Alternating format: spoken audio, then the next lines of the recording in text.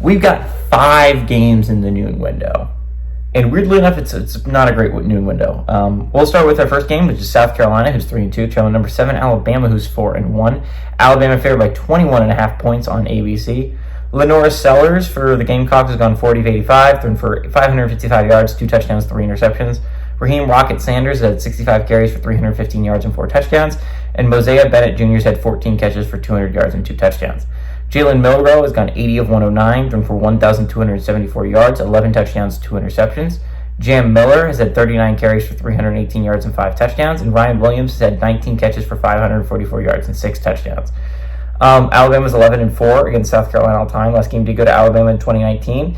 And South Carolina has not gone on the road and beaten Bama since 2004.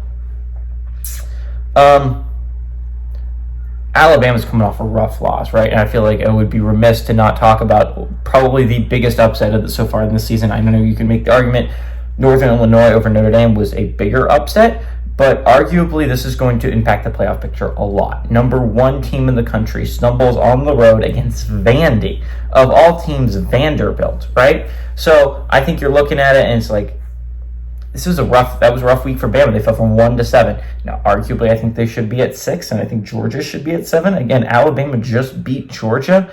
Alabama, in my opinion, should be ahead of Georgia. I understand it's like you're punishing a team for winning, which is Georgia, but like Alabama just beat them. We know Alabama is better than Georgia. Alabama should be ranked ahead of Georgia. I think Alabama should be 6 and Georgia should be 7. I think Miami should be 5. In all honesty, it's kind of a travesty to have Georgia ranked 5 over an undefeated Miami team. I understand Miami struggled a little bit, but like, come on, dog.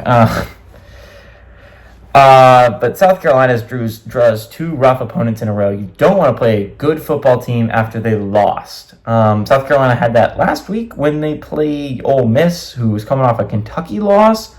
Good teams don't lose twice in a row. They just do not. Alabama's a good football team.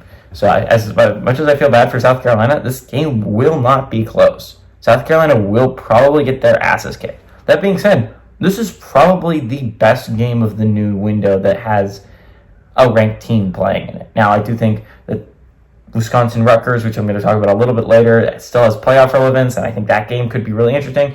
But the Gamecocks, absolutely going to get creamed here. I mean, Alabama's the better football team. They're coming off a loss. They're going to play angry. And South Carolina knows what happens when a good team plays angry. It happened last week against Ole Miss, and they got destroyed. Give me Alabama to win and cover at home.